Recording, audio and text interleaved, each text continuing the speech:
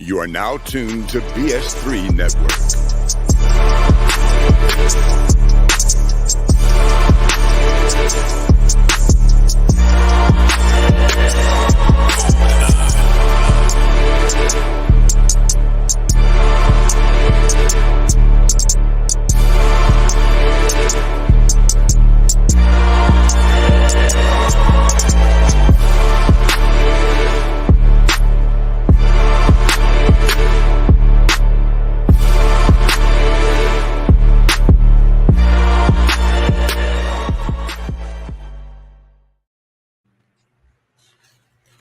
Bring back that beat, DJ. All right, so welcome to the forecast. It's going to be the 3-cast tonight.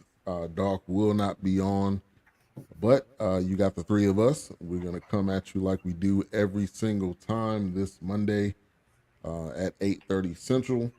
And we got another great segment of High on the Hog. This will be episode 3 of season 2, The Defiance. We'll be reviewing that tonight.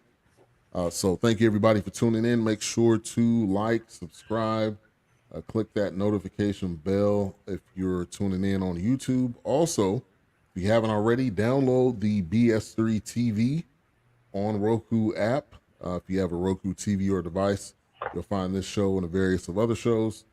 Also, make sure to subscribe to the End of the Bench Media. You can find the one and only H-Rap down below there, Queen Theory and King, and also we have a forecast page. So, again, thank you everybody for tuning in. We are excited to get into this next segment of High on the Hog. Like I said, season 2, episode 3. Before we get into it, we're going to kind of go around the room. Wilkes, how you doing? Doing good. Doing all right. Doing all right. Ready for this episode, of course. You know, I know. You know me. Hey, and this is right up me and A-Trap's alley going to the AUC. So yeah, man, I'm definitely gonna be interested to hear some of your opinions. Absolutely. Love to have Doc on because they did mention something about military, so I wanted to get his take on it. Right. Hopefully he may jump in on the maybe he can chat if possible. throw in something in or something. And A-Trap, good, man. You know me. Good. Good to see you brothers as always, man. Will's clean up. Always good to be here. Good to see you brothers every single Monday. This is kind of like the highlight. Great start off to the week, and then got the rest of the week. All right, let's get to the chat real quick. We got a couple of comments already. We got King Son in the building. He says, "Man, Lord, you on every day." You get that paper. Yeah, man, he is. For the most part, almost. Jungle Brother in the building with the Knicks. With the Knicks, Abby said, "Yo, A-Trap, bring the pain." And then we got Blue Streak in the building. Theodore Harper, thank you for tuning in. Love the Abby photo right there. And last thing I'll say in the chat is if you want to support BS3 Network, you can do it by sending stars on Facebook. Helps us continue to grow the network. We would greatly appreciate it if you want to donate and help us out. All right, so the next episode, which is a 4-part series. So believe it or not, we're almost done with this High on the Hog season 2, which I'm a little hurt and upset. But hey, they did their thing again. So we'll see if they possibly bring it around for season 3. But the Defiance, what'd you say? This is infinite. Yeah. I mean, even if you've already watched this, you can definitely go back and watch it again, and you'll learn something else because there's so much in-depth information. All right, so the next because they can go on forever. It's always being right. Yeah, absolutely. Right. I mean, we got 50 states. Right. And it's when we are in every last one of them. Right. Yeah. Exactly. So you go to South Dakota, we there too. Yeah. Pretty much. We cold, but we there. Yeah. We bundled up, but we there. We there. Right. You're gonna be there. Yeah, man. All right. So this next episode was the Defiance. Started off in Atlanta. So a little bit of background. I went to Morehouse, so I spent 4.5 years. If my dad will tell it, 4.5 years at Morehouse. So learning, this was a nice episode to see, and to see the history. I knew some of the history, obviously, going to Morehouse, but Yeah. learning that history of what was going on in AUC during that time, 1960. So felt like this was another powerful episode, and each episode on different levels is powerful for its own reason, whatever city that they're going to. So, A-Trap, kind of initial thoughts when you seen it was Atlanta. What was your thoughts when that was Memory painting over? lane. Memory lane. Yeah. It's a lot of kicking it down the street, Yeah. down the street from that famous gentleman's club. Right. Oh yeah. Oh Yeah. Yep. Me That's the first thing I said. I said, Yeah. Oh, that's around the corner. Yeah. Man, the A, man, when you look at the A, man, it's always, for our parents, DC was Chocolate City. Right. Yeah. But you saw the transition. Think about it, man. I didn't even think about it. And it really hit home at the very beginning of this episode. If y'all remember, Let's Do It Again, when they were in the Masonic Temple, where they're lodge. Oh, yes. They showed that lodge in this episode. Yeah. I thought that place, it looked familiar, even from the outside and on the inside.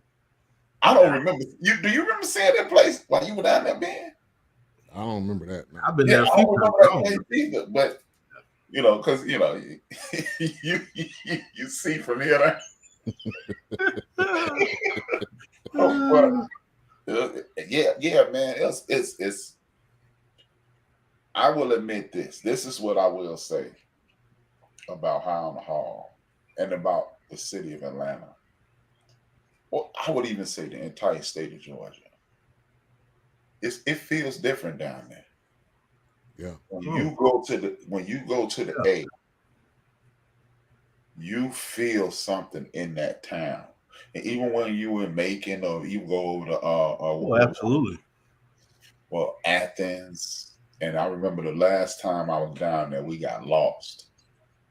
And I was very uncomfortable. Me, my homeboy Rodney, and my homeboy Stacy. And we got lost in East Atlanta. We were right outside East Atlanta. And we ran into a sundown town. And we had I had just bought this Blazer. And we were in my Blazer. And we were driving down this road, and I had never felt like this in my life. I could just feel pain. Oh, absolutely. Yeah. And we pulled up to a Phillips 76. It was very well lit, right? And this older guy, he had to be about 65, 70. And he looked at me. We locked. And when we locked, he looked at my plates. He said, "Oh, you're not from here." I said, "No." He said, that road right there that y'all just got off of, go to the fork and make it right. You'll be right where you want to go. And I jumped in the car. My boy Rodney was like, "Hey, I'm going to go get something to drink." I said, "You'll never live to drink." Exactly. You hear what that man said? Oh, they going to kill you when we leave. Right. Yeah. And then we got to my cousin Chris' crib. And it took me a year to have that conversation with him. But Chris, we were just sitting because I had just hired him. We were sitting at the desk. And I was like, we were talking. And I said, "Yeah, man, I remember blah, blah, blah." Because we were going to switch cars that day. He's like, "Man, that's a slick ride." I said, "You want it?" He's like, nah, I keep it. And then I was like, "Yeah, remember that day?" He was like, "Yeah." And then short story short, he was like, "Man, I'm so glad I ain't take your car that day." I said, "Wow, what's up?" He was like, "Bruh, they just saw Georgia plates on your car. They killed you. They had just killed 2 guys." This is 2001. It was the 4th of July weekend, 2001. That was a good year. After the show, I'll tell y'all what, it was a good year, and it has nothing to do with the kick. Yeah. Hey, I was there. I was there. I 2001. can imagine that activity is very rampant around the holiday like that, a big national holiday like that. Oh, I can imagine. Get your boy. Anthony. Anthony. Bishop I was Deacon going Brian, praise the Lord. Oh man. Anthony. What's going on? What's going on? Yeah, man, it definitely brought some nostalgia back. I mean, walking those streets, walking to and from class. We actually, so the AUC is comprised obviously of Morehouse, Spelman, Morris Brown, and Clark, Atlanta. Now, at Morehouse, basically you stay there. Me and my roommate stayed there for the first year, and then after that, it was kind of like a lottery system. And we end up actually staying at the ITC, which was like a theological seminary school. And I think they showed. I thought they showed it at one point in this. I'm not sure if I've seen it right, but that's where we stayed, and then we walked, to Morehouse, and so there was definitely a lot that brought back some memories here. Spending the amount of time I have. But Wilkes, I know you've been to Atlanta multiple times, so kind of give me your initial thoughts. Yeah, I mean, kind of like what like H-Rap was saying, just being there. I mean, the history of the civil rights movement and people that were the birthplace of, I mean, just the senators and the politicians that have come through there, as far as in the Black community, in the colleges. I mean, just the historic colleges that are there, and just the feel of the city. It feels kind of fast paced, like it's just. It's becoming a mecca of like just media and creation and design and art, and how some of especially with food, I mean, it's just steeped with some of the places where you're like, oh, well, go down here, make a left right here on Peachtree, Peachtree's right here, but it's just, oh man, the city is totally different. I mean, you just feel that vibe is there. I mean, and they know they got it. So it's like, just trying to keep that vibrant, and just being downtown, it's just, even in the downtown area right there, just walking that area and being and visiting there a few times, few of the restaurants. But yeah, I enjoy going there. I enjoy visiting, and because every time I go back, I say, oh, I need to eat here. Let's see what they got going on right here. Right. Hey, Wilkes, watch this. Jamal. Oh man. Yeah. Yep. Oh gosh. Yeah, 3 or 4 dozen of those. Man, that's a wrap right there. You can call it a day. Yeah, that's it. And there's so many spots. There's just too many. So many spots. Quote unquote hole in the wall type spots, and there's also breakfast spots. I mean, whatever it is that you got to taste. Whatever it is, vegan. That's where the whole slutty vegan thing got started. Yeah. So I mean, like it's not just a certain type of food. Yeah, definitely. Which we definitely gonna tap in on a few of those different foods that they showed. I don't remember this, but maybe H-Rap and maybe Ben, you can chime in, but because I've never really, I guess, looked at if anybody had a map of the United States at that time, and like how significant, I'm sure how Georgia was significant in that Underground Railroad, like even up through, I mean, I feel like it was a significance there, but I mean, maybe H-Rap knows a little, or if there was a map, maybe detailing that, but the closest you can get is the Green Book. Yeah, I guess so. Yeah. The spots that you can stop at while you were driving, right? That would be post Underground Railroad. Yeah, that would be post that. So but you know what? I would assume like the Underground Railroad is more of a Maryland thing, because that's where Harriet was at. Right, she was in Maryland, but I wonder how many maybe have traveled through. But you get, like I said, there was no way to really border. You didn't have, I guess you couldn't map that out. Like you said, it was more probably Virginia, Washington, Maryland. Yeah, but you know what? A lot of people don't realize the Underground Railroad actually took you south towards Florida, because it went deep. Yeah, it ran. Yeah. It took you south because remember, a lot of that time, Florida wasn't a state. Right. It was just it was a territory. It was a reservation. You can get to Florida, then you get down to Miami, then you go to Puerto Rico, Cuba, the Bahamas, and you good. Right, because you had somebody at those ports.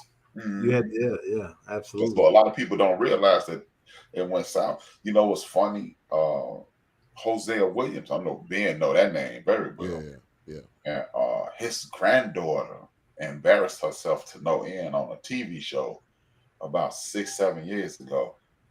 They asked this is one of the greatest civil rights leaders of the state of Georgia, Wilson. And this dude is a plain legend, flat legend. Yeah. And his granddaughter asked, did you have to get tickets to the Underground Railroad? Oh my God. Cordell Stewart's wife, man. Was she on was she on like one of the housewives asking that question? That's what I thought. It's like, throw tomatoes at her. Boo. You. Throw a brick at her, man. Come on, man. What you doing, man? Come on. And it look like it hurt, Ben. Look at yourself, man. Come on, man. What you doing, man? What are you doing? Yeah, and I mean, for her to be his daughter, right?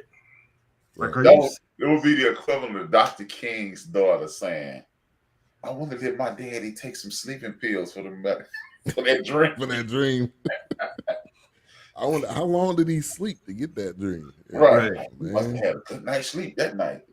Daddy, what woke you up? Right. You don't get out of here. When I heard about that, I was like, yeah. And the funny thing is, there was a clip that had just come up again about that, and I don't know how I stumbled upon it, but when I saw it, I was like, not this lady again. I was for some reason it was on like YouTube. It was a clip, and I was like, one of those the reels, the shorts. Great. Yeah, hey, and that's gonna be circulating forever.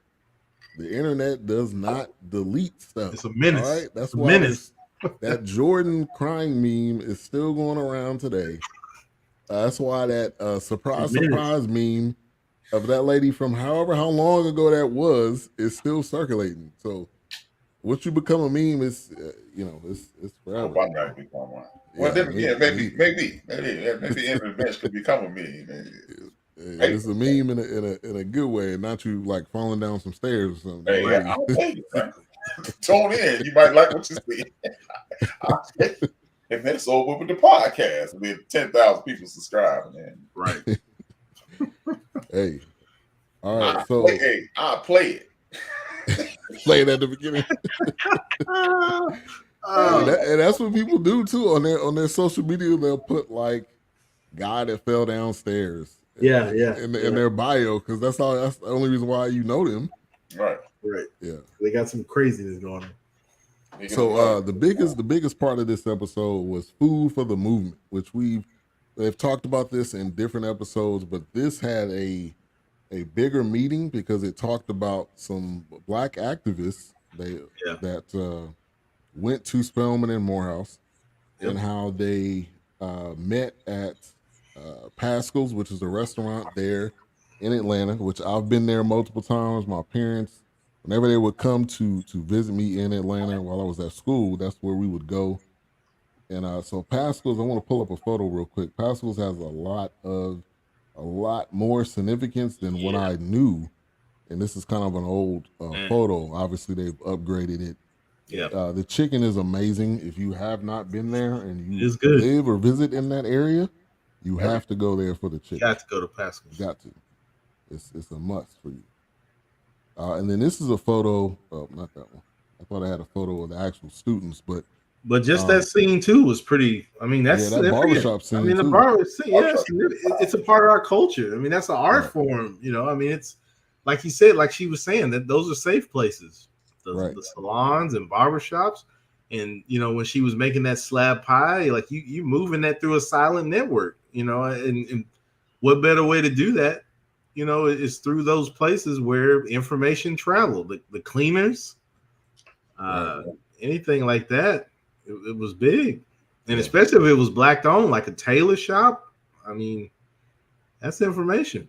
Hey, if the Italians had it, if the Jewish people had it, I mean, if the Puerto Ricans had it too, I mean, you had to have a means of communication that was off that tight knit, that that safe area.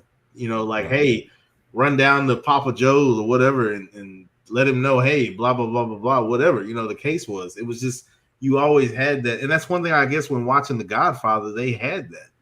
I mean, even watching American Gangster with Denzel Washington, it was just like, we're gonna open a tire shop, we're gonna open a whatever cleaners. Yeah. It was like, now of course his deal was different, but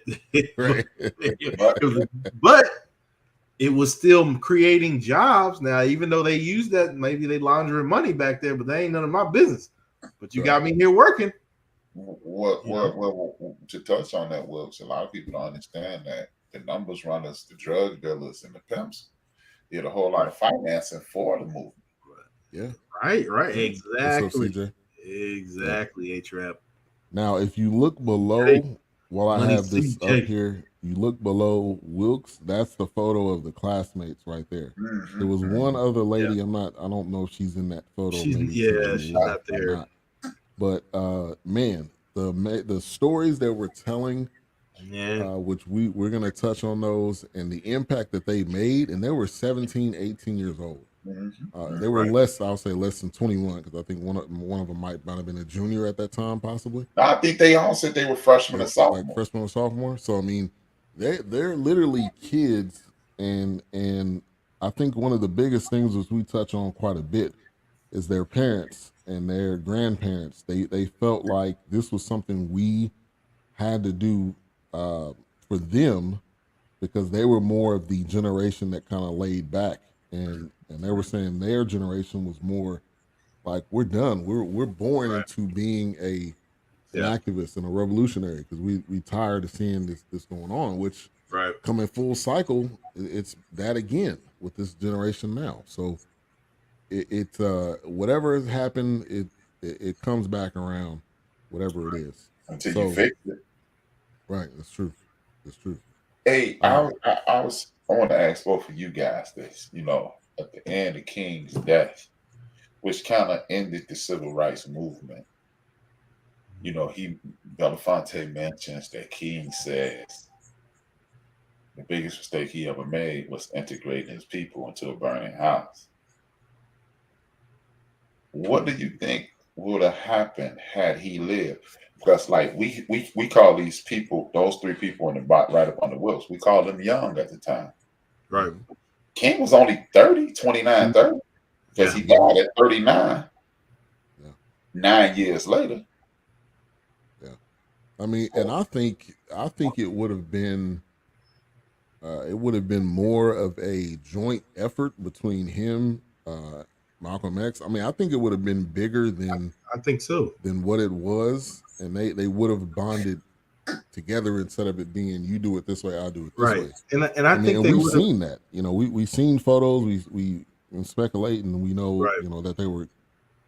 I think some deeper. Well, I don't know if that sounds right. I said some deeper change, but I think it just would have spearheaded a lot of different things. I think it would have pushed more probably for getting back to that, like we mentioned, building financial success in the Black community. It's like we've always said, and like Oprah would say, like, oh, I saw a woman on TV that looked like me, speaking profoundly and being, at the highest level of success. It's like, or like you said, and I think I told one of our coworkers this, Richard, he doesn't work there anymore, but it's kind of like, when you watch it, and I think we said it on here, when you watch an Ed Sullivan show and you see, a Black artist on there like Jackie Wilson, or you see people like that pop up, and you're like, man, he's on Johnny Carson, he's on the American Bandstand, whoever it is. It's just kind of like, man, wow, this is crazy. Flip Wilson is doing his thing, when you see that. And then of course the biggest one, it's kind of like when you just see, of course, different artists like Aretha Franklin is doing her thing, touring and then being an activist, at the same time. So and Stevie Wonder. You know, those figures are big. You know, you see them on at that time. I can't even imagine. That was probably like superhero status. Mm-hmm. Yeah. You know, it's like, man, he just, you know, it's Stevie Wonder. Now he's up there with Dr. Martin Luther King marching or whatever the case is, or putting on a fundraiser. Yeah, It's just kind of like, man, that I can't even imagine what that felt like at the time. That had to feel like you were truly overcoming at that moment. Like, man, we're gonna get our voices heard. Do you think they would have stopped the integration? I don't know. Yeah, I don't know. Now that I'm not sure. Yeah, I think they would have. I think they would have continued it, but you know, kind of realizing at the point where it's like kind of like a point of no return. I don't know if you could have pulled back. Yeah, or stop that train. Yeah, because and honestly, like we always say, you know, if you just leave us alone, let us mind our business. You know, you can, and then just, you know, we have our close, tight knit, and then we wouldn't need that integration. Not that we're keeping you out of it, but we got this corner. You have your corner. We don't mind if you're respectful, enjoy this, but just if you just leave us alone, man, we can cultivate. And that's why I asked, because Pascal's was rebuilt about 10 years ago, Ben. Yeah. So if just the Pascal's will be, I'm trying to think of a Ruth Chris level, right? Yeah. Oh, absolutely. Absolutely. Yeah, I think so. If they live, what happens? Because you know, like the lady said, you got the tailors, you got the barbershops. Yeah. We never go that way. We never branch out. Because now Pascal's may be a chain restaurant. Right. Yeah. I think and the fact that we're meeting there, those figureheads, seeing those figureheads would lead to, hey, we can get through this. We just need this corner of just let us do this, let us build here. No, I actually believe that. Man, it would just, because I think it's gonna spark that, hey, if he's doing it, she's doing it, they're showing us they can sit down at the table and still, you know, build and grow from this. I can't even imagine. I think too, which they touched on this, when you have one person building something, that other artists who were becoming activists and chefs becoming activists, and you're just fueling the now you're pouring money into it. I mean, it's just going to continue to go. And there was one. It truly becomes the Black Mecca at that moment. Right. Yeah, exactly. That's what I'm saying. I mean, that's why I asked about the integration thing, because if this thing continue, like even to this day, man, I go to the barber shop today. I done bought a set of knives in the box. Yeah. Brand new, you know what I mean? Right. Look at everything out the barber shop. Right. They're going. Hey, to H-Rap's point, how many times you been in the barbershop, somebody come in with the tape, the CD, DVDs, man. DVDs. DVD, man, you get Lion King 4. They ain't even made a Lion King 4. They made Lion King for you. Hey, how about this? When you used to go in there and they give you the movies, it'd be like 6 movies on one DVD. Exactly. That's what I'm saying. And, I mean, and what better place to buy the wave grease or the gel or whatever than the barbershop. The dude that's cutting your hair is gonna sell you the stuff to help you with your hair. Because they start getting it in bulks and bundles. Now it's not even just a barbershop anymore. Now it's a storefront.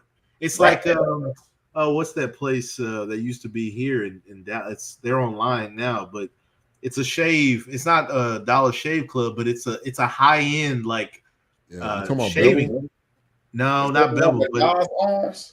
No. This is a company that was here in one of the malls. I can't think of it. Oh, The Art of Shaving is the name of it. So you could actually go into the Art of Shaving. Okay, that's my alarm. That's all good. You could actually go into the Art of Shaving, buy some product, and get a shave at the same time. Yeah. So just imagine if we had these black barbers that were selling the product, Right. and getting Right. and getting the shave and getting the hey, fade. CJ, you're right, man. You can get a whole barbecue plate That's at the what we barbershop because the dude gonna be in the parking lot, man.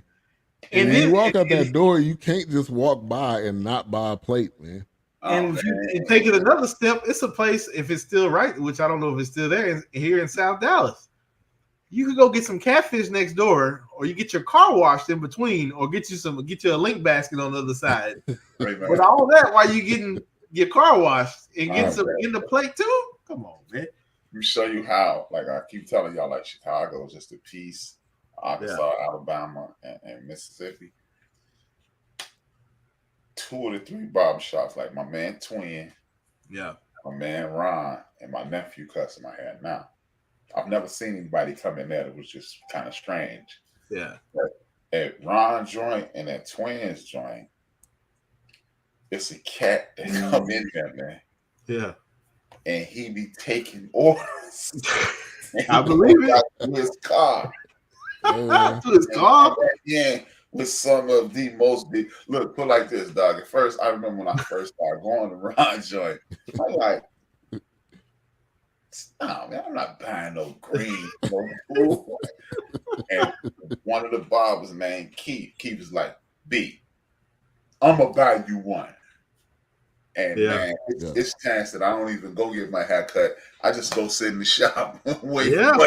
All right, I'm out, y'all. That's how that it was is. the spot, man. That's good. That's and, what it was, and man. I loved in high school. I loved going to the barbershop, man, because I mean, you would just walk there after school.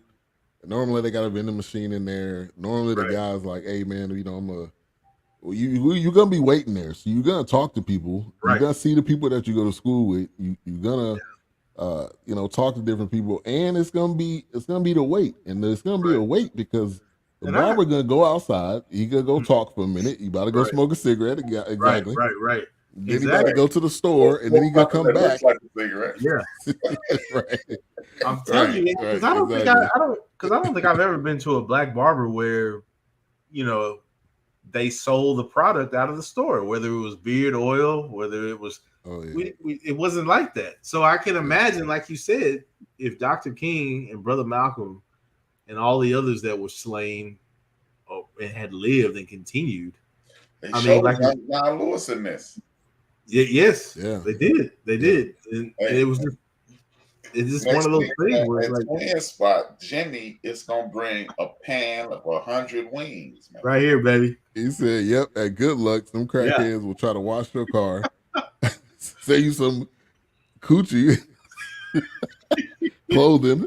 And you about some Jordans in South Dallas. I'm telling you, man, come on, man. Like a Jordan gonna be doing a layup instead of dunking. On Lamar Street, man. Right there. Lamar Street. Big T was our man. Yeah, gosh. I'm telling you, man, I think it would have been so much bigger than we could even fathom. They would have lived. Because they had so many ideas that Rustin, which we watched. I mean, they had so much, so many ideas that it was obviously which affected these sit-ins in the boycott. Yeah. So let's touch on the sit-in. So we have the 4 students, and they started to boycott and picketing. And one thing that I felt like was powerful was when they came into the room, it was like, look, if you can stand going to jail, what would they say, for 24 days, then come in the room. If you can't, then step out. I mean, 6 months. I mean, 6 months. 6 months. Yeah, it was a long time. It was a long time. It was a minute. Yeah, it was a hot minute. Yeah. And if you can't do that, you need to step aside. Obviously, this is High on the Hog, which is centered around food. But when they touched on this portion of it, they had to have food when they got out of jail, which they went to Pascal's. They had to have food to kind of fuel them to do what they were doing. Right. And I felt like that moment was powerful. And I wanted to come to you, A-Trap, because we talk about passing those stories down. Like if they what they went through, if they didn't pass that down, if they didn't tell that story, we would have never known, because it wasn't I mean, they had newspaper, obviously, which one of the ladies talk about her mom seen her in the paper, but to be able to tell the story, and you hear the expression, you hear what they went through, even her getting burnt by the cigarette. So, talk about that, A-Trap. Yeah. The process you're talking about is called a jolly and a domer. A jolly is more like me. What's up, Rucker Park? Yep. Rucker. A jolly, I consider myself a jolly, a dude who will tell a story. He passes stories down, and sometimes we add a little sauce to it to make the story look true. Instead of 24, like you said, instead of 24 days, this day was in there for 6 months, but this was actually in verse. But we could add some stank on it. We could do that. Oh yeah. We got a cousin named Kurt. The cousin named Kurt. He might have scored 6 points in the game. When it's through, when he's done, he scored 60. Man, and he ain't like scored Steph Curry 60. Out there, man. Right. Right, man. But the story sounds so much better when Kurt tells it. Yeah. So, and that's a jolly. And a domer is a person who keeps pinpoint accurate story. I mean, Ben was born on this day. Wilson was born on this day. Rat was born on this day. I was born on this day. These are the things that happen, and that's what you're talking about, keeping these stories alive forever. Right. And it's more difficult to be a domer. And the reason it's more difficult to be a domer because a domer is sworn to the truth. His stories must be accurate. And it's this legend. I don't know how true it is, but it's a legend of a domer. And the domer is, let's say, these enslavers ran up on a domer. And he hid the woman. And they was like, "You see Susie?" And he was like, "No." And that saved that lady's life. But he's so dedicated to the truth that he stepped down as a domer because he cannot lie. So this is what brought those stories. Like those gentlemen, I would assume this is why they went straight to the source. Those 3 college students. Oh, I'm sure. Actual factuals. That's why I told the whole story, to get the actual truth, because it's easy for us to say, and then they start going to jail, and then Dr. King went to jail, and Dr. King got stabbed, and blah, blah, blah, blah. But when you got bullet point, And when you have people actually involved, like the lady that was walking next to Martin in the photo, I mean, there's no you would respect their account of the situation because they were there. Absolutely. They were soliciting Martin to get involved with them. Yeah, I mean, it's just like I said, how many times have I seen Eyes on the Prize or just snippets and clips of Dr. Martin Luther King? Who's the person in the background? Who's that person that's slightly to the left of him or to the right? Because, it's like, I know it's focused on, an iconic leader like himself, but it's like, man, what's that person's backstory? Right. And then fast forward later, somebody's doing a documentary and pointing that person out. Like, who's this escorting him or going with him, or who's that getting arrested with him? It's one of those things where you see those. And like I mentioned before, I have those ebony books downstairs. I have those volumes. And I mean, when I looked through those as a kid and just looked through those as an adult, it was like, man, I've seen these pictures, but they don't talk about who this person is. Right. Yeah, I get it. I know it's about Dr. King and the civil rights movement as a whole, but then you see documentaries today that are pulling those people out that were behind the scenes, if you will.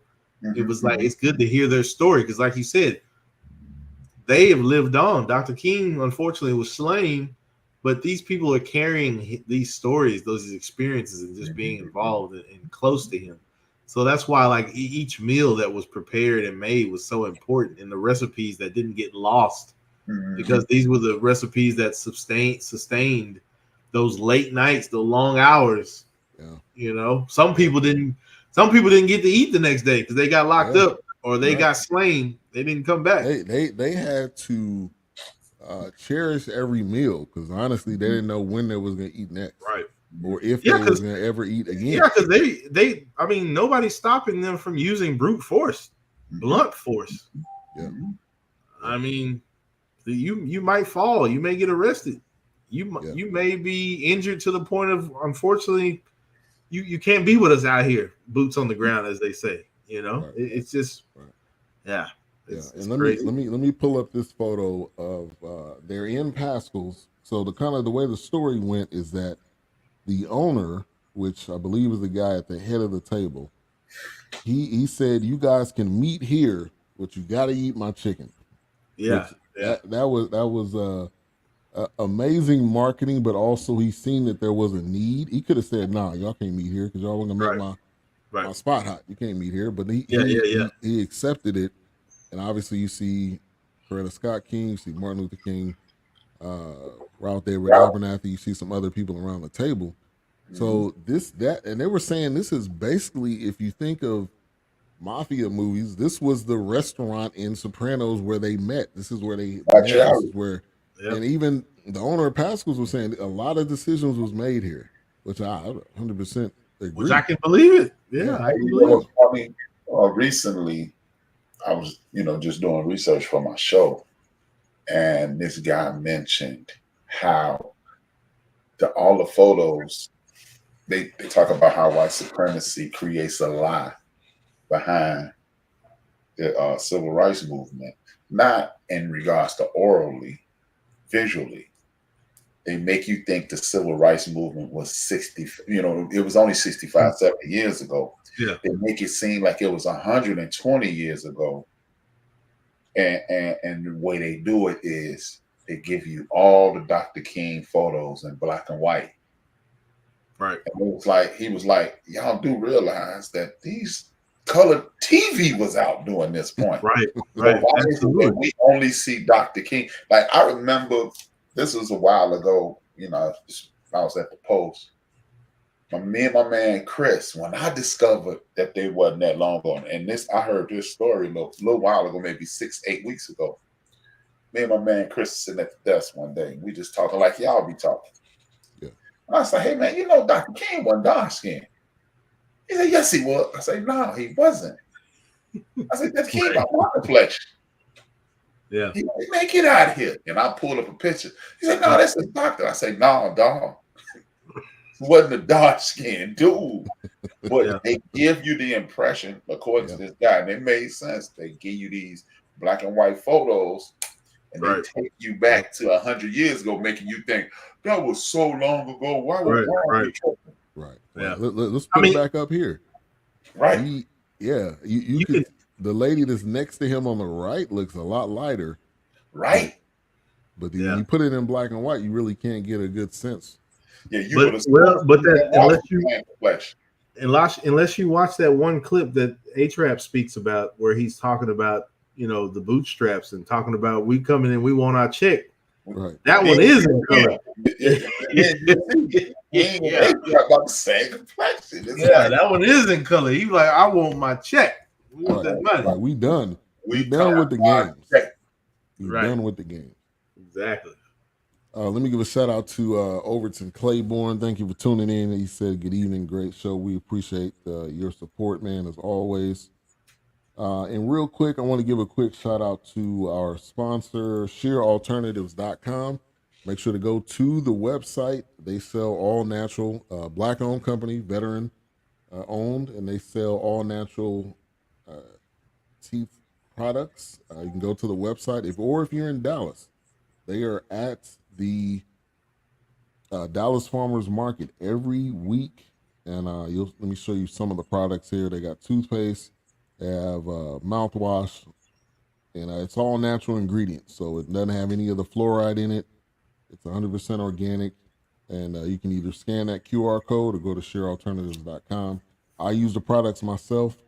I know the owner, and he's a stand-up guy, and I gotta order me some products, man. Yeah, man, they put out some quality stuff that you don't have to worry about the bad aftertaste and We're frozen. So what's that? I was saying, telling everybody to check it out. Oh, I'm sorry. We're frozen online. Oh, we good right here. Yeah, I'm moving. I can see. Oh, on my phone, we're frozen. Oh, really? On YouTube? Yep. Dang, YouTube. Let me YouTube check tripping, real man. quick. But Yeah, I don't ever have that open. oh no, we good. Okay, maybe it's just my phone. I got the Fisher Price, my first iPhone. Okay. So I wanted to touch on the bean pies, man. I didn't know the importance. I knew where it came from, obviously, but I didn't get how you had to be in the movement to even get the recipe. This wasn't like a look it up online, the Wasn't bean just out pie there. recipe. Yeah. Nah, that ain't it. You had to be involved. And they Malika Jordan of MJ Pies and Chives, she was interviewed, and I felt like that was a huge moment because that was us making something that we wanted to make from our own ingredients, and it wasn't like they were saying, it wasn't that slave diet where it had to have the fattening in it, and that's where they interviewed the guy in the mosque that we were talking about. So real quick, I want to pull up this image and then I'll go to you, Wilkes, to kind of talk about it. But this is the image of Malika, and she's showing her ingredients. And so go check it out, man. We can support Black businesses. But MJ's Pies and Chives is in Atlanta. And one of the things that Satterfield said was, I can tell that you love this because you have a joy when you watch people eat your food. And Wooks, I know that's you, so I'm turning it over to you.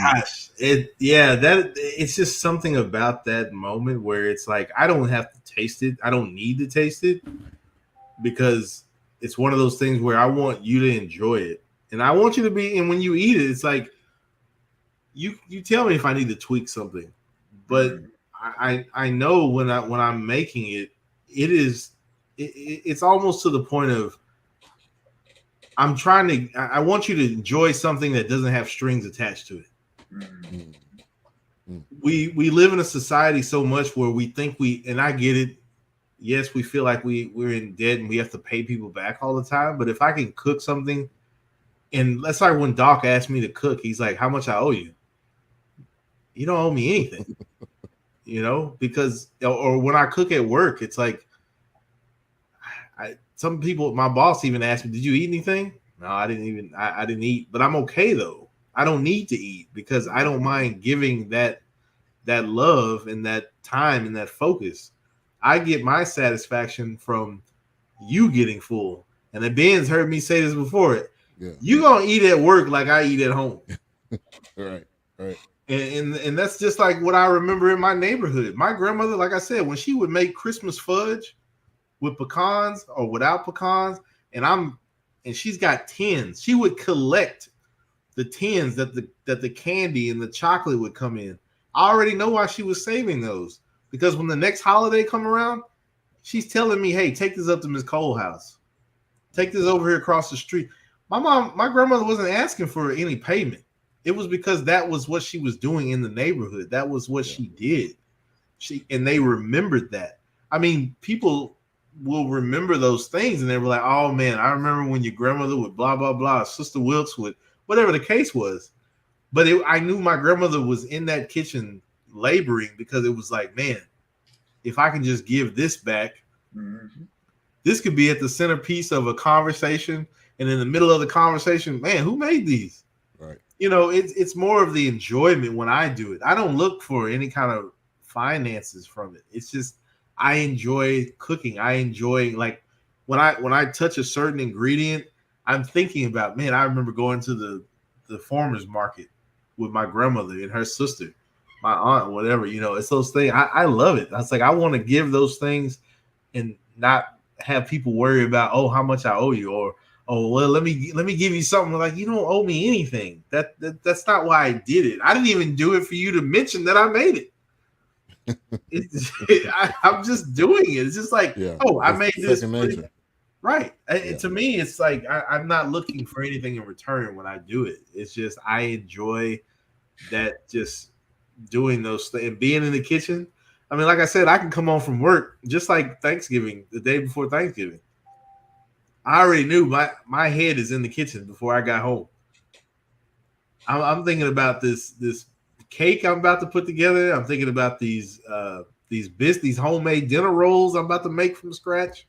Like I'm not doing it because it's like, oh well, they'll mention my name when I do it or something. Like, no, I don't care about it. It's not for accolades. It's not for recognition. It's just because I love. So seeing her, like I could tell the smile on her face when he mentioned that is the smile on my face that I had, because it was like, that's the point right there, man. Now, of course, yes, she's getting paid for hers possibly, but or maybe it's non-profitable, I guess. But the thing is that she enjoys truly sharing these things, because we all know the bean pie gets bragged on all the damn time. Let's just be honest. The bean pie gets a hard rap. Yeah. I love them joints. Hey, we had them street runners at Ledbetter and Langston, so it was one of those things where it's just like, man, I understood what she was talking about. I got that. I love doing that. I don't mind. I enjoy it. It's just the enjoyment of it. Yeah, well, she's gonna make me cry. No, like it's just something you said. Use like the ingredients. Anytime I see carnation skim milk, the can of carnation milk, I think about my mom used to make that. Absolutely. Eagle, matter of fact, Eagle brand milk. Yeah. Every time I think about that brand, that's the can, or carnation. Those are the two things that my grandmother reached for when she was making a certain dish or whatever. Caramel cake for me. Man, I mean, hey, whether lemon meringue, whatever it was, banana pudding, whatever it was, or even like I said, I mentioned earlier backstage, snapping beans at the table, smelling the rawness of black-eyed peas and red beans and kidney beans. That smell of like that, just as they always, the word now they like to use is earthy, but it's like I just, that takes me back to my childhood, because I love Saturday morning cartoons, but if I got a chance to go down to the farmers market, oh man, I'm ready, man. I'm ready. Because the homeboy from the slice a piece of that watermelon, or he's from the let me try that honeycomb because it's raw honey. Yeah. Because I've never tasted raw honey, and then I get to chew on the wax cone. So it's just one of those things where it's like I enjoyed that stuff, man. Yeah. That's where I first saw black rice. That's why when I saw this last week, I was like mind blown, because I don't know where you can find black rice right now. I mean, unless maybe Amazon got their hands in everything, but I mean, I don't even know if it's real. Stores down there? What's that? Not how many Afro markets? We do, but I don't think. I mean, HRAP, we got so much down here. I'd have to explore more, because we've got one that I haven't been to yet. That's not too far from me. They may have it. I'm pretty sure they might. Yeah, but that's that may be the one that's over by me. If that's the one you're talking about. Yeah, they may a tattoo. About a tattoo place right there. Yeah. I haven't been in there yet, but I'm sure they can, because that's where I first saw black rice, was at the market, the farmers market. I mean, I've seen all kinds of fruits and vegetables, and I know I'm rambling, so forgive me, but I love that stuff, man. It's just, and I need to get back to that, because I was saying, like, somebody's got a market coming up next week, but it's the last one. And I'd love to try to make it. I think it's like from 8 a.m. to like 12. But I already know they're bringing the goods that they're growing or things that they've baked or made. Hey, I'm right there. I love it. I enjoy that stuff. I enjoy getting up early in the morning, getting to those markets. So just to see her face. And we didn't really touch on last week's, but they had the watermelon guy that was selling the watermelon. Yeah. And he had different recipes with it. Yeah, for the salads. Different types. Which, I mean, that goes to just eating off of what God has provided, and not off of this GMO and the stuff that's made. And it's hard to not eat that, because it's everywhere. Right. Literally. And you don't know what you're buying from day to day. And to Ben's point, I mean, I know I probably took it to another level, but I was thinking about, like he said, this earth has cultivated us for years, for centuries. And I'm thinking, like, man, if the let's say, okay, let's take it back, as they say, the Wild Wild West, but let's take it back to, when you cross Indian territory or Native American territory, how did you heal that attack? If you got cut, if they were in battle, they had to have some kind of plant, dust, something. Right. I mean, Yeah. I can't imagine that They they had no some Neosporin. form of healing. Yeah, I mean, you didn't have and no band-aids. right.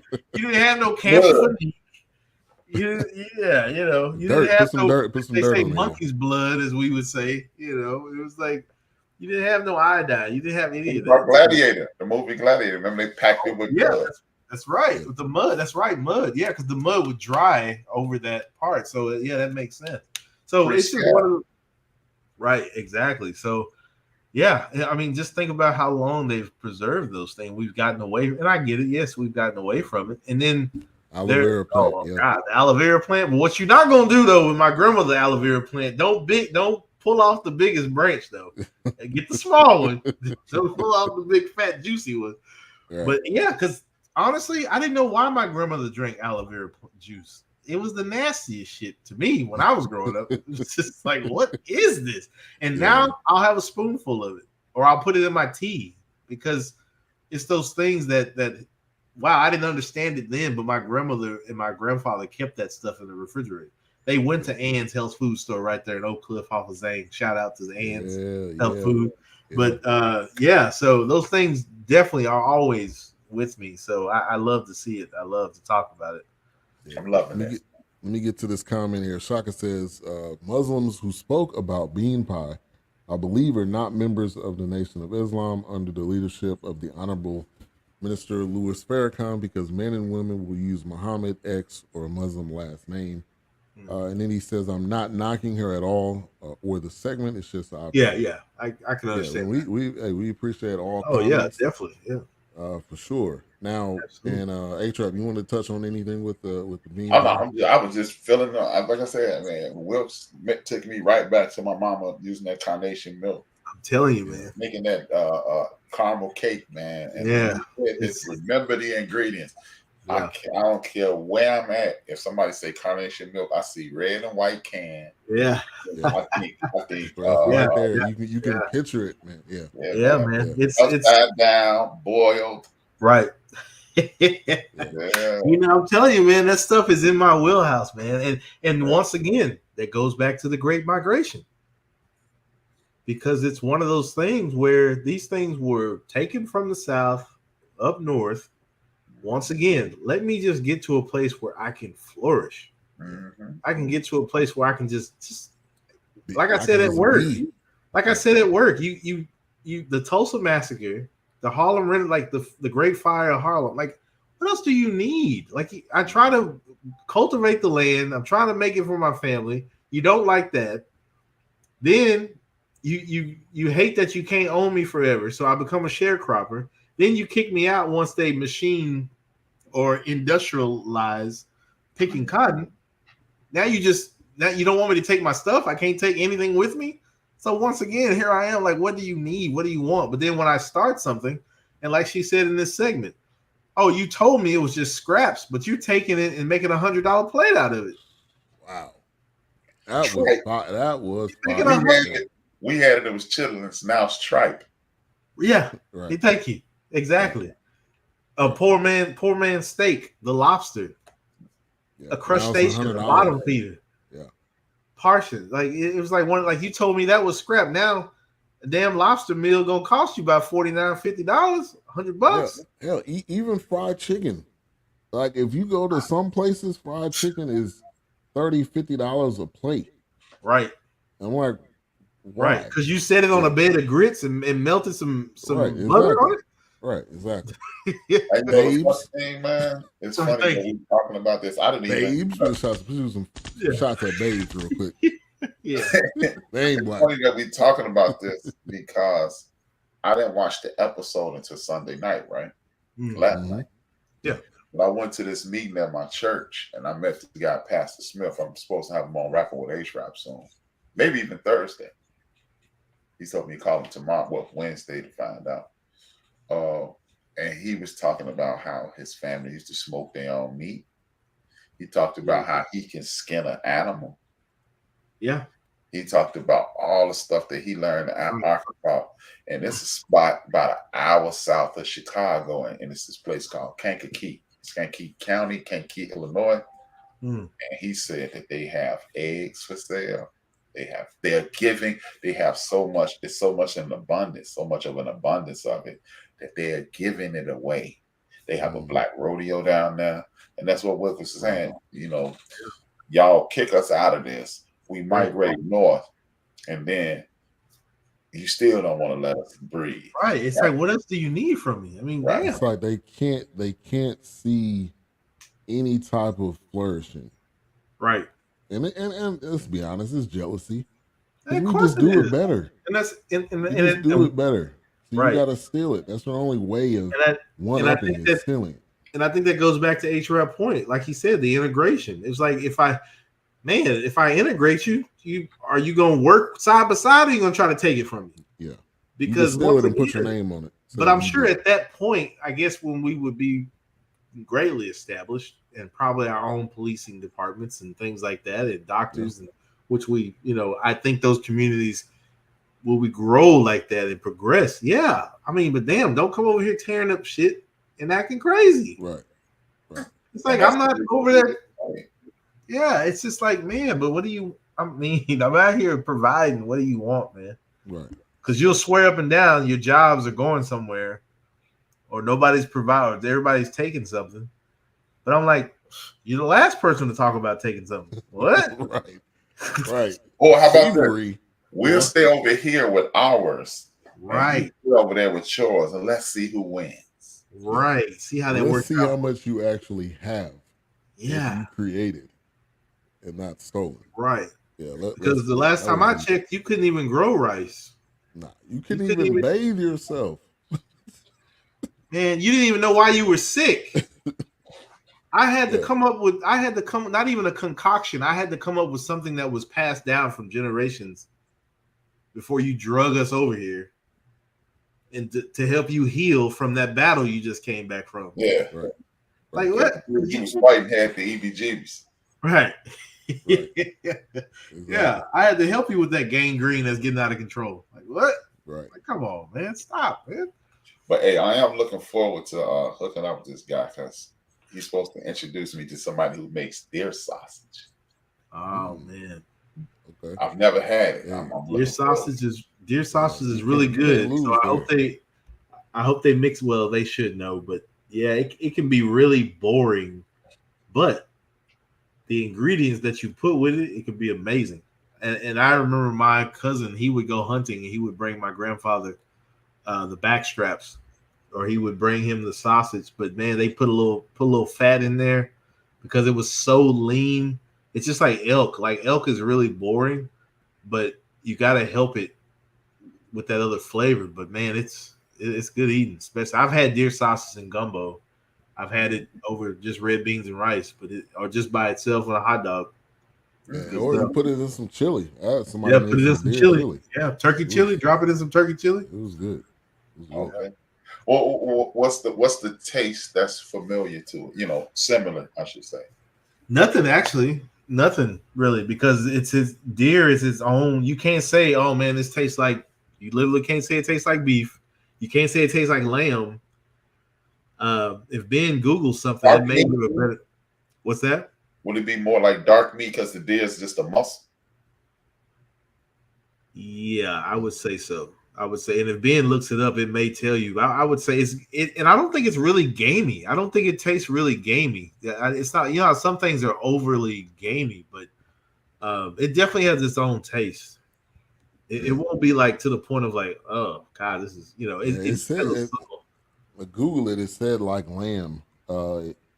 It tends itself well to minty, spicy, or autumn flavors.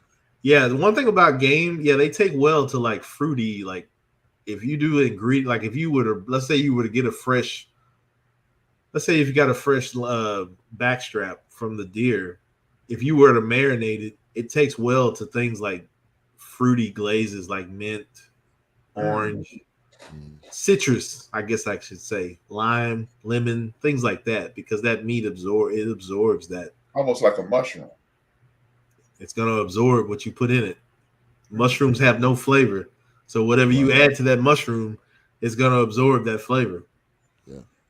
Yeah, this comment right here, Shaka said, I hate the pictures of black images of us eating watermelons and how sloppy we look. Now we're learning eating watermelons is one of the best fruits to eat Yeah. that has many health benefits. And that goes to the word plantation, which we talked about on the first. Right. It has that negative connotation, like watermelon and chicken has that negative connotation. But when we make it and to the point of watermelons, there's a lot of health benefits, like you said, to it.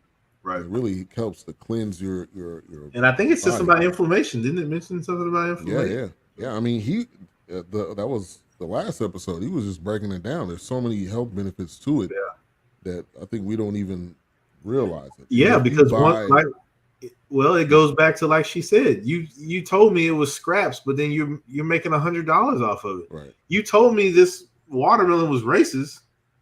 You told me this chicken was racist, but now you're selling it for whatever. Or now you're mixing it in lemonades. You're putting it in soaps. I mean, shit. It's like, right. Or like you said, the word plantation. You've told me that word was so negative that I put a mental block in, and I want to remove myself. You want to get away from it. You want to get away from it. Owning the plantation home. Exactly. Oh, you would never think of it. Why not? Right. Why not?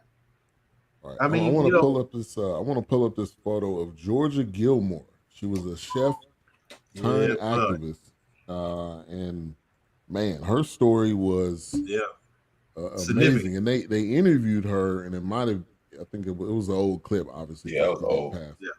But she had a restaurant called From Nowhere, which was an underground kitchen, and what they did is they helped fund the bus boycott. So they would sell, and that would pay the drivers basically to get the people to work. And I mean, I felt like her impact, and there's a lot of these stories again that we don't know, or that that hasn't been told. So that's why these types of films have to be made. That's why wrestling has to be made. I get it. We know Martin Luther King. We know Malcolm X. But like Wilk said, who's that person standing behind? Right. We don't know what impact they had. Because we heard, because like you said, the nonviolent movement. Right. So, and just real quick, I was gonna say, like you said, you hear the top of the story, but you don't hear what's below or behind. It's layers. Yeah, it's like, oh yeah, okay. Hey, like Rustin, I've never heard anybody talk about who orchestrated putting that together.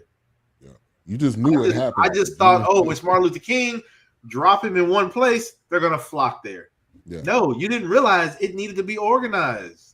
You needed somebody over the chairs. You needed somebody over how to get the people bust there and get them out, and what restaurants were going to be willing to serve the people, or where we're going to have food after. It didn't dawn on me like that. Yeah, because like you said, oh, go ahead. Sorry. No, I was just saying. Like I said, it's like Martin Luther King. The way the way I've always seen Martin Luther King presented is that he was this dignitary, this figurehead, and people just flocked to where he was. Yeah. That's how I always saw it. But not realizing that he had help. He had people behind him. Yep. He had people lifting him up and putting him in those places, because they would say, if we put Martin on the face of this, the people will definitely show up and will come to it. Not thinking that, Martin Luther King did this all by himself. If I just say my name is on the ballot, boom, they're going to pop up. No, that's not the case. Yeah, no. It's not even the case. No. And in a lot of the Afrocentric circles, they always mention that that's why they had to do everything they could to keep him and X apart, because King wasn't a mobilizer and X was an organizer. Right. So you put a mobilizer and put them together, you have an unstoppable force. Unstoppable. Yeah. Right. He had incorporated Muslim mosques, incorporated. There was another one. He had 3 businesses going before he was murdered. So just imagine, you got Malcolm coming, Martin coming aboard. Right. This is a scary situation for anybody, let alone a power structure that don't want you to have anything, as y'all said several times. The moment we look as if we're organizing, they want to destroy. Right.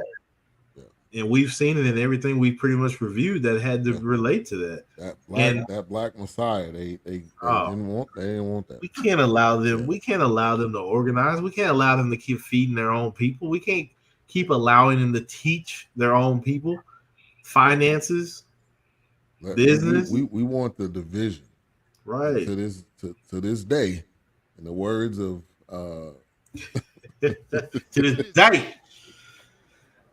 Yeah, Deontay Wilder. They still pushing it. Yeah. If they can just drop one little drop. Hey, when that clock turned, when that calendar turned 2024, it's all it's pedal to the metal. It's about to go. It's going. 2025 is a monster, man. I need y'all to look into that too. Pedal that 2024 calendar heading into 2024. Oh gosh. Oh wow. This is going to be ridiculous. Oh, it's going to get crazy. Project 2025. Please, man, both of y'all read into that. Yeah. And I'm going to show you how scary it is. Project2025.org is so scary that you only really need to read the preface. Oh, I'm sure. I can. Yeah, trust me. I will be. Like, what? Oh, yeah. That's what I'm saying. They are literally trying to turn America into a monarchy. The one they wanted to get away from originally. Exactly. The whole reason of the new land. Right. Yeah. Right. Yeah. You forget that. Stop. Yeah. All right. So I wanted to touch on a couple of chefs that they mentioned. One was Cheryl Day. She's a baker, author. She's owner of Back in the Day Bakery in Savannah, Georgia. She's also the co-founder of Southern Restaurants for Racial Justice. And I'll see if I can get a photo of her, but this is kind of where this barbershop piece came in. Mm-hmm. Yeah. They're eating a pie in a container, and her bakery was across the street. Mm-hmm. So she came over and said, "Hey, I'm building this bakery's across the street. Here's some pies and cakes for you guys to enjoy. I'm here for the community." And the next thing you know, people coming across the street. Like that's us though, man. We build community, and to Wilkes's point, it's not because I want to be the millionaire baker, but it's because I want to feed you with the love that I have. I want to give you this for you to enjoy. Now, obviously, I mean, you got to make money to keep the doors open. Yeah, definitely. Obviously, but what she shared it first. She wouldn't charge it. You basically you got to allow people to sample the product. But if y'all wanted to touch on this, and she talked about the slab pie. I want Wilkes. I wanted you to I remember first time hearing that term. So I remember the slab pie. Now, like I said, it could be more of a regional thing, and it may have drifted and migrated to areas because my grandmother didn't make them often, but she spoke of them, and they were, like he said, they were fast, especially for this situation. They were fast moving. You didn't have to sit there and wait for it to do too much baking, really, because it's on a flat sheet, inducted heat. Put another layer of dough on it, fill it with whatever you wanted to fill it with. Once it's done, slice it, pass it out. Now you can distribute it because you can put it out quick. Mm-hmm. So you weren't waiting for the middle to set. You weren't waiting for the outside to brown. It was just like all at one time, get it done, slice it up, get these people out on the front lines of the civil rights movement. So it was definitely a microwave. Right. So it was just one of those pies that my grandmother spoke about as far as just being a staple of.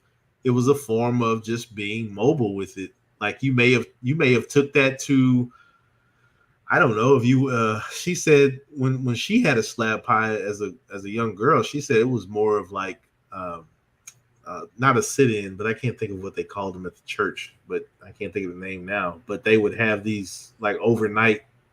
I can't think of lock-ins. I know that. Yeah. So so those lock-ins were there for how do we get the building fund?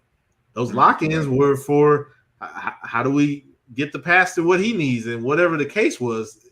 So you had these meals once again that were easy, quick, to the point, and you're getting the people fed because as they're talking, you're laboring into the night. You're spending the night at these. You're tired, so you need. You're gonna be hungry. You're gonna be hungry. You gotta eat. Yeah, and you gotta eat definitely. So yeah, that's just like in Ruston. We saw food was a thing in Ruston. So I mean the grit where he talked about, hey, eat these grits, and Martin Luther King's like, hey, I don't eat nothing but my mama grits. He's like, trust me, eat these grits. Eat these grits. Yeah. So I had the best grits in the world since my mama Reese. What's that? I had the best grits in the world since my mama Reese. Yeah, that's what I'm saying. I don't know what it is about grits, boy. My we wife definitely have plenty of grits. Love some grits, man. Yeah, man. So those things are significant. That's why I said hearing those stories, and oh man, I matter of fact, I've got recipes down there that I could barely read because the way my grandmother wrote, I literally have to try to get them deciphered because if I show you this handwriting, you'll be like, what? I mean, it's crazy handwriting. I can follow some of them, but it's just her penmanship was ridiculous. So it's like, and she maybe didn't even use them because she probably knew them. No, I think that was honest. Once again, that was for you, right. Once again, let me write. Mom. Yeah. How about this though? How about this? Maybe she purposely wrote them that way so you could add in the David. Yeah, this is true. This is true. Good point. Yeah, this is true. I didn't think about it like that because I'm the one that I'm in possession of them right now, which I'll probably try to pull them out here if I have them down there nearby. I'll send some shots, but I sent them to my mom, and I'm like, "What is this? Like, what? But it's probably that's what it is, man. Because they don't write down stuff. That was right. And see, with my grandmother, exactly, and I'm pretty sure her writing it down was to just pass it down. But my grandmother could walk into that kitchen, and she's making a pie. Like, I mean, it's just the pie crust is like it's nothing. So it's or cake. I mean, you didn't, and she wasn't tasting as she goes. Like just like with me, measuring in what it. Right. Yeah, it's one of those things that when I see those things, I'll have to take pictures. Well, she was like my grandmother. This was her taste test. Here. Yeah. Yes. If you frown, you need to put some more of this in. Yes. Do I need some more lemon juice or more chocolate? What do I need? Yes. H-Rap. That was the best, man. To have that bowl, they're making a cake. To have that bowl, man, you just put the finger on in there, man. That batter. That was the best. And then you got to get out of that kitchen. Don't make my cake drop. Get out of my kitchen. Right. Get out of my kitchen. There's people here. Hey, that's fighting words. If that cake drop, it's over. It's time. You going home. All right. Your time is over at grandma's. All right, you going home. Yeah. Get out of my kitchen. Right. So this is Cheryl Day right here in Savannah, Georgia. It looks like she got a coconut cake right there. Yeah. So I mean, she was really telling some impactful stories. Yeah, man. All right. So the march for the AUC was on October 19th, 1960. And then they kind of go into, that was when the picture of Malcolm and one of the activists. Yeah. And they were so nervous, but they weren't nervous because what was going to happen to them. They were nervous because if their parents knew what they were doing, right. I mean, and that's the ironic part. I mean, she got burned by a cigarette, but she was more so worried about if her mom seen her arm. She wasn't mad about the KKK. Yeah, they were mad about the cause. Right. Yeah. Hey, but you know what? That took me back to childhood. I mean, I bet you all three of us, and if Doc was here, he could attest to it as well. Yeah. How many of us ripped them pants? And you were laying there bleeding, and you didn't say, "Oh my God, I'm bleeding." I'm not worried about the cut. He was like, "Oh my God, I'm just his pants up." Like she said, got a pair of pants that's at the bottom of a hamper somewhere. And we did for my mother. Right. Because like she said, I didn't care. I wasn't thinking about how I should feel or what I felt. Yeah. I'm thinking about how I'm going to explain to my mom how I got to my mom. Right. Trust me, the H-Rap's point. How many times have I been cut, bit by something or got stung or knowing I should, or like you said, you got your shoes dirty, you got mud on you. Oh, I'm not worried about how I fell in the mud puddle. I'm more about the fact that I'm still in my good clothes in this mud. Right, exactly. You in your Sunday clothes and your slacks outside playing. Right. Somebody push you down, and then them slacks got a hole in it. That's it. And them church shoes in them getting a hole in it. Yeah, because we're not going back to Levine's and getting some more pants. Nah, man. We're not going back. I got a cut right here. I got it in 1976. I have never played with a knife since. Told you it was sharp. Don't play with that knife. Don't play with that knife. I was hit me. For real, I should have had like 2 stitches in this. Man, I stuffed that thing with so much toilet paper. You gonna heal today. Right. My mother never knew about it. Yeah, man.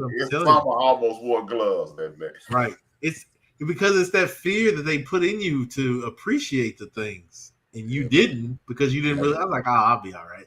Hey, when they talk about the fear of God, that's what it was, man. Yeah, you didn't want to mess up at school. You didn't want to mess up away from them. And you better act right when you're away from me. All right, because I know I hear something. There's people always watching too. Thank you. Don't think you're getting away with something. Yeah, I'm not worried about. Yeah, I'm not worried about the situation I got caught in. I'm worried about the information getting back to where it's. Yeah. Hey, this is how I got away with it. I used to like Ali, so I taped up some tissue and started playing like I was boxing, so it looked like my hands. Yeah. Oh man, yeah, Trump, man, I know, man. Yeah, it's like I'm not worried about the cause and the situation. It's the warden I got to answer when I get back home. Right, exactly. I put some pure corn on that thing on my own. Right. I'm probably about half gangrene. Right. Any means necessary. Right. Right. We all got that scar. We all got that scar that didn't really heal. Right. So this is like soft skin right there. We all got that scar somewhere, man. Every time I look at that left, and then I'm left-handed. Oh, so it's noticeable. Yeah. Yeah. So we're gonna round it out here. The blue bomb. And this was so in that photo, basically they're getting ushered out into a car. Young lady and Martin Luther King, and I forgot what the other guy's name, but he was he was the organizer of this Atlanta University Center boycotting and marching. So they all end up going in, and so Robert F. Kennedy calls to get Martin Luther King out of jail, and this is politicians at its best. It was Richard Nixon and JFK, and they were like, how can we get the black vote, which is what goes on today to the end of time. Right. So what did they do? They got Martin Luther King out of jail. What did the black people do? They went to go vote for JFK, and that's how he got elected. So hello, Abraham Lincoln. Hello. So, A-Trap, I was going to come to you on this. I know this is Yeah. I knew about this, and this is I've spoken about this on my show several times, in which and this tomorrow's show it ties right into it, and the title is "You Have No Friends, You Just Have Allies and Enemies." Right. And we have, I had someone reach out to me last week, and they were initially talked about the migrants here in Chicago. And then they start talking about the Democrats. And I'm like, you act like they're our friends. Right, yeah. They're not. Right. And this is, we never use them back. And that's the problem, Yeah. We can they know you're not. Yeah. The thing that I used most recently was, if we're going to continue to interact with the Democrats the way we do, men, don't get mad when your old lady says, well, you should know. I said, that's the way we interact with Democrats. Yeah, we expect them to read our minds.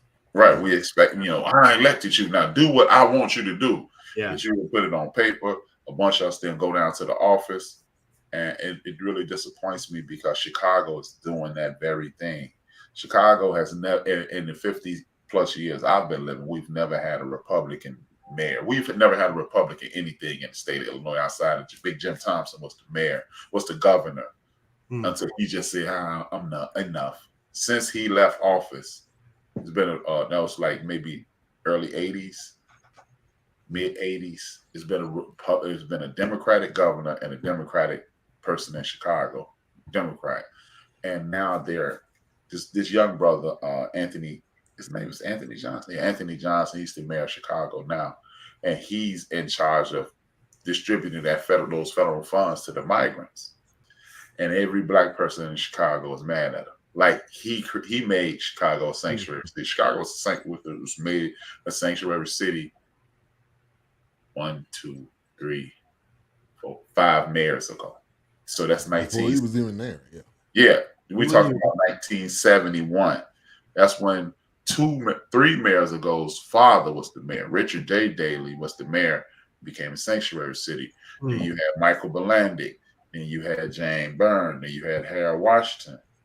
Then you had Richard Daley, his son. And then you had Rahm Emanuel, Lori Lightfoot, and then his young brother. And all the weight is falling on him because he's doing what was set in place 51 years ago. Right. Yeah. And then we don't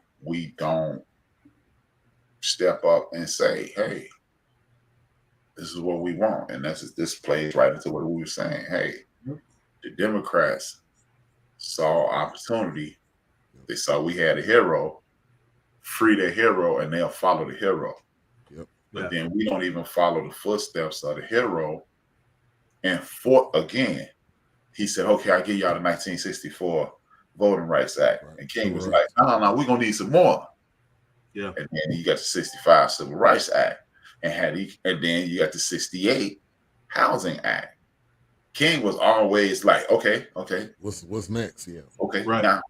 Now. And when he died, we went, okay, we can get jobs, we can get houses, and we can eat where we want to eat. Cool.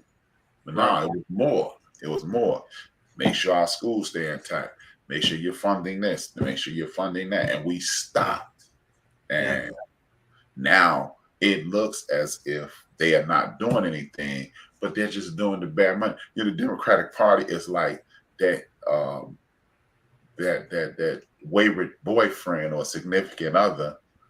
When I'm about to leave you. Well, wait a minute. Let me start cleaning up. Yeah. Let me go buy you a ring. Let me go buy you something. Yeah. Let me go buy you something. Yeah. Okay. And now, like I'm gonna say tomorrow.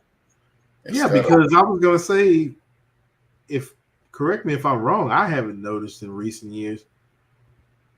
I don't remember any Republicans going into any predominantly black churches and black communities and standing before the congregation. They don't ever show that. It's always the Hillary Clintons going to Detroit or every church I've been a part of, besides the one I'm at now, they would election time, they're there. They're like, we members of this church. How long you been at that church? Right. A year. Okay, well. They ain't coming here. they ain't coming to this spot, man. Nah, man. We would usher them out. They ain't coming here. Yeah. But they come around. They like, we're members here. We come every week. It was like, we ain't never seen you, right? And then you don't lie. You ain't gotta lie. It's like, stop, man. So it's time to start letting them in, and then you have the clerk at the church go. Like, cause I remember my previous church before the one I'm at now, Pastor Newsom, rest in peace. Pastor Newsom, there was this lady came in, she started making promises, and he literally said this in church. He said, "Okay, we keep a note of this, cause we gonna call your ass back." Right. Because that's what they need. Right. You need accountability. Right. Accountability. Because, say like you you're gonna do said, this? Yeah. we don't use them back. We expect them to read our mind, and it's just like, okay, well, now that I voted What's you up, and Lloyd? put you in, handle business. Yeah. All right, let's touch on a couple more things, and then we'll go ahead and wrap it up. So you already talked about the Civil Rights Act, which that came. Now they talked about two chefs in Atlanta that I wanted to touch on real quick. One of them was Todd Richards, and he's of One Flew South, and he had a blueberry brine chicken. I have never seen that before, but I gotta get there to that spot. And it's a restaurant and sushi bar. And one of the things he said was, I'm making all of this other food, but what am I doing to make my ancestors' food famous and make that food good? And so that's how we got into the restaurant. And then the other one was Erica Council. My girl, and I've made those biscuits many a times. Yeah. Bomb Biscuit man. Company, and she has a book here as well. And man, those biscuits looked amazing. I'm telling you. She was dropping knowledge too. Yeah. She was preaching. I've made a few of her recipes before, especially one that has the actual with the corn, the fresh man. It's nothing like cutting fresh corn from the cob and dropping it into that batter, that biscuit mix. Oh my gosh, it is, because the corn now, the corn has taken over the biscuit. Now it's become a naturally sweet biscuit. Yeah. It is like ridiculous. I was just like, this is crazy. Yeah. Now you finna put some jelly or some jam on, or whatever it is, some honey, whatever the case. I mean, hell, maybe if you dunk it in some milk, it's just really ridiculous. Right. It's just like, oh man, this is crazy. Take it up another notch. Yeah. Eric canceled. Yeah. And so Steven Satterfield really didn't do a lot of talking in this. It was more so the people that were involved. Yeah, they told the story. Yeah. All he had to do was a lot of eating though. Oh yeah, he was eating. Yeah. He was like, man, this is good, man. This is good. I ain't never seen him eat that much. Yeah. Oh yeah, let me get another one. Hold on. Yeah. But yeah, man, this was delayed. This was another great episode. So let's get to final thoughts on our Mike rating. We're gonna go to A-Trap. Again, man, great history, great people, great story, great food, great city. 5. That was Siri. Shut up, Siri. She agreed. She agreed. So I'm gonna remember this time. I'm gonna go, and then we could kick it to Wilkes to kind of close it out. But another great episode. The history, a lot of the things we've talked about on our shows is coming up in every single episode. And I think a couple things that was mentioned at the end, and this was Erica Council said this. She said, "Waking up in America is an act of resistance." And she was talking about during the 60s and 70s, but that's still today. That's still showing up. Still today. And then Steven Satterfield said, gentrification is a unique form of violence because it erases our culture. And I feel like that was another powerful quote. And 1 second, Wilson, did you see where they put that highway right through where Lenox Mall is? I saw that. Yeah. And they showed that. Just ran it right through there. Yeah. And it's just like with the Tulsa massacre, they ran that highway right through. Yeah, there's water over cities. Right. In your town, there's probably water over your city. Like y'all like rap music, so y'all hear the rappers in the West Coast say East Side and West Side, right? Yeah. They did that in the 405 freeway. They did that here with 1994. They broke up this part of town. It was super black. It's still pretty black. It's still predominantly black. Like I would say 90% black. It's called Bronzeville. And it's called a Dan Ryan or 9094. And that's what, that's where you take it to, you can take it to South. You take that one to Atlanta, take it to 57 and then and then, so it is a reoccurring theme. And Cool Sale, Ben. Oh yeah. He told me about this documentary that I watched, and it literally said the way they put those freeways. The reason the traffic is horrible in Atlanta is because they put the freeways there to discourage Black people from going to the other side of town. Wow. Everything's got something behind it. Yeah, discouragement, and I ain't no problem. We just could sit in traffic. Cool. We could be there. Yeah, I'll be there tomorrow. Beep, beep. We're on our way. Yeah. Hey, we coming. We a call from that house phone. We could be there in a couple hours. Right. Yeah. So I'm definitely gonna give it a 5. It just keeps getting better. It's my favorite part of the show. Wilkes. Oh man, there's just so much here. Like I said earlier, just going to markets and fresh ingredients, smelling the smell of different beans and fruits and vegetables, things I didn't know as a kid. I didn't know what these things were called, but I knew they were put in the stews and soups and gumbos, and they were amazing. I've said it a lot before on here. I thank God for, and I actually mentioned this to my cousin. She's a lot older. She's in her 70s now, but I mentioned this. I was like, I would go back and do it all again, even knowing the death that will succumb to my family members, the cancer, the heart attacks, just old age, because it was just fun as a kid. I was fortunate to grow up and see that with the family reunions, the different desserts and sides and meats and things that were cooked, and of course you got to have a fish fry after you play a little softball or volleyball, because they're gonna talk trash. Oh yeah. But those things just take me back, man. I mean, watching my grandmother's sister make homemade ice cream out of the wooden churn. I mean, it's just that bucket, man. And the bucket, man. I'm A-Trap. Those things are for that stuff. Just, I mean, it literally is like a time traveling machine for me. Yeah. I mean, food will do that to you too. When Christmas and Thanksgiving hit, when I smelled that filling of pecan pie, that sweetness of that, I'm instantly thinking about the oven door that's falling off of our right. off of our Kenmore that's older than me, but it has sustained us. Like she said, that water sustained us. That water brought our people here. That water brought our food here. Yeah. That oven sustained us. That door, struggling with that oven door and propping it up, trying to get that dressing out of there, because don't drop my grandma's dressing. Right. Put that 2x4 underneath there. Yeah, come on, man. But in that crock pot that just looks like it had cooked 1,000 meals.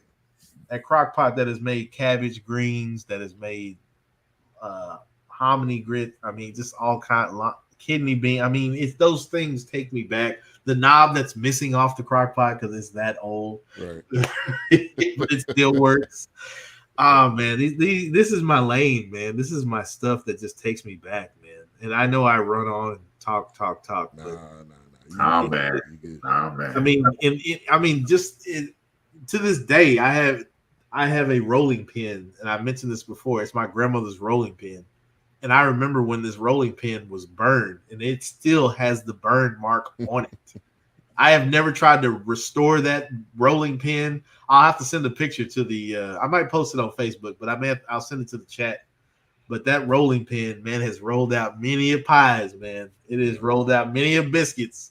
Yeah. So I still have that rolling pin, but I mean, it's just one of those things where I enjoyed this. I have to give it a 5. Mayhem in the kitchen Thursday. It's just so much for me, man. It's a lot, man. And then hearing these stories about how, especially growing up in the church, but going to some of these older churches that were kind of dilapidated.